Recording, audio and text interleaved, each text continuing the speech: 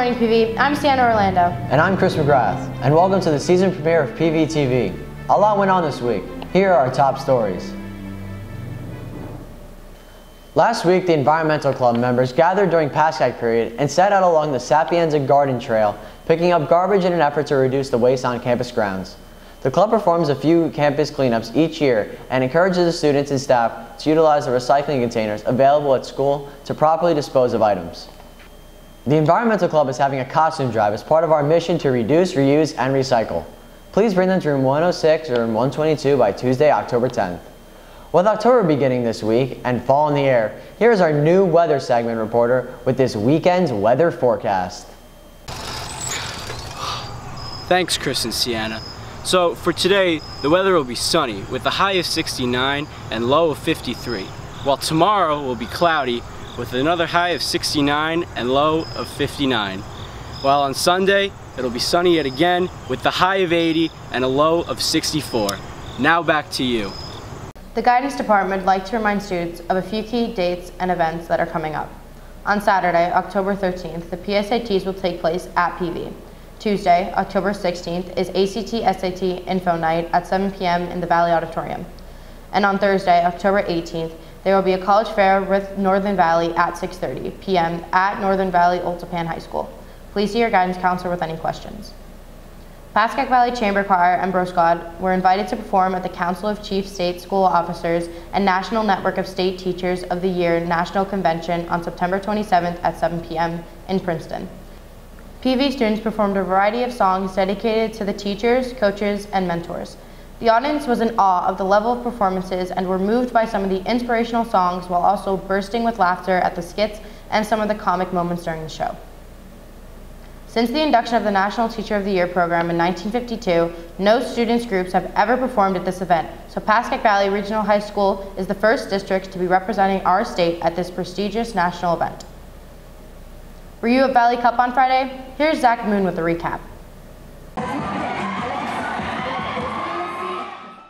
Last week, all 4 grades competed in a rowdy opening Valley Cup. The dance team gave a spectacular performance to open the games, followed by a high-intensity relay won by the junior class. The seniors took a big victory in the soccer shootout. Here's sophomore Nick Paskas on his experience.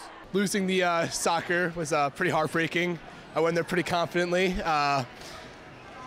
It was pretty disappointing. I missed my shot and I also missed quite a few saves. But I mean, I did eat the donut pretty well and everything else was pretty well. You know, everything was fun. And yeah, I had a great time. The seniors' energy carried right into the highlight event, a Mario Kart race. Senior Teddy Ambrosio dominated Rainbow Road against Evan Cotton, Sam Topolowski, and Nathan McBride. Senior Mike Gary won the basketball musical chairs. Senior class president Kevin Conrad spoke about the event. You know, I'm loving my class. You know, I'm loving all of them right now. We had great people do great things today. Everybody did exceptionally well in all their events. And originally, when we were thought to be, after the relay race, in 4th place, we had to quickly overturn that to get 2nd place, come right back on top. We're leading 3:32 now compared to juniors who have 2:35. And honestly, I just know we're going to get a victory this year. We're going to get that big cup, and I'm just looking forward to it in the end. Overall, it was a highly competitive event, ending with the seniors on top.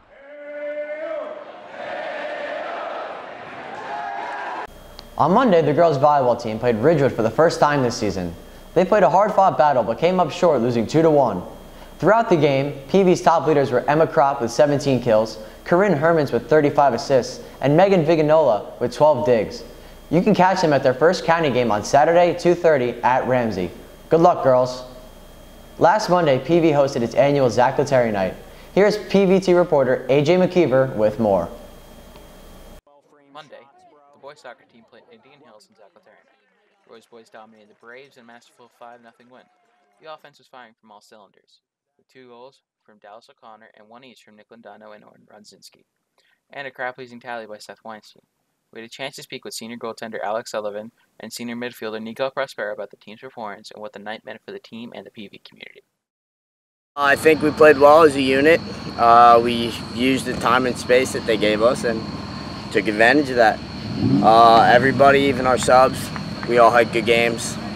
They weren't really ready for PV. This Zack Latteri senior night experience was a really special one. Of course, we always get to remember Zack and what he lived for, and we really miss him.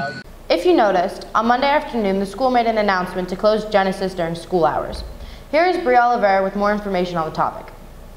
Thanks, guys. So today we went around the school asking people how they felt about Genesis being closed throughout the day. Since it's going to be a trial run, as long as it's successful, I think it would probably be a good idea. I think it's posed too much of a distraction to students throughout the day, where they are understandably concerned about their grades, but it's kind of a snowball effect. If they're too concerned about their grades and distracted, they're not paying attention in class, might result in poor grades moving forward. So, that's not going to change their grades as far as keeping the book closed. So I think it's just going to prove to be less of a distraction and hopefully just success. I don't think it's fair if the teachers, they put in grades during the day, and they even say that they're going to put in grades during free periods or something, and we can't even check our grades then. A lot of people might not realize that the first few years we had Genesis here, that students couldn't access it 24/7. I think they could only access it during a couple windows each marking period when it would be open. So this isn't something altogether new. This was something that used to be the case all the time. And to be honest with you, I don't think it's necessarily a bad thing. There's more to life than grades, and I do see kids checking their grades all the time, and it seems like they're nonstop refreshing practically.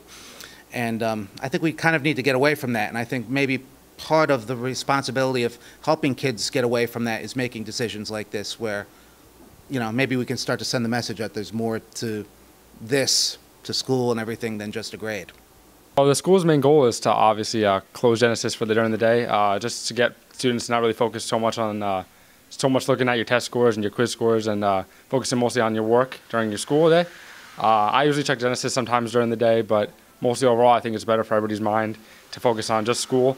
And though it's going to be a little challenging for some people to get over, I do believe you should focus on your grades mostly when you get home, because your grades are still going to be your grades, and you should focus on the day and everything that's presently happening right now.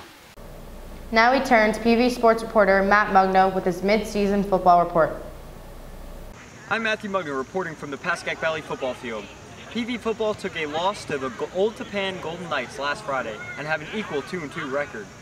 The Indians have a strong run game led by junior Jake Williams, who has picked up a whopping 458 yards and 341 of those in the last 2 games. 8 touchdowns have carried this offense and keep every game competitive. Junior starting quarterback Stephen Began plays both sides of the ball. Began spoke to me about his experience and commanding the field. I learned a lot from last year's experiences. Communicate what the coaches tell me, call the play, get up to the line, and execute the plays. It's definitely part of our offense. Like here at the Valley, we want to run the ball, and that's our motto. We have a lot more experience than last year with our 2 seniors up front, with Andrew and Charlie, 3-year starters both, so they're helping us in our line get off the ball better. Our running back Willie's doing a great job, and we're just more of a team effort and full-round team this year. We're going to make contact, we have to not stop driving our feet and really emphasize on finishing blocks, driving people till the whistle. I also had the chance to talk with Coach Cusumano, who had plenty of insight. I think the boys have put forth a great effort so far. We've had 2 pretty good games, 2 really bad games. To be playing in December is always an expectation of ours. Winning a league championship is always a huge expectation, but we just got to take things one game at a time. The goal is going 1-0 every week.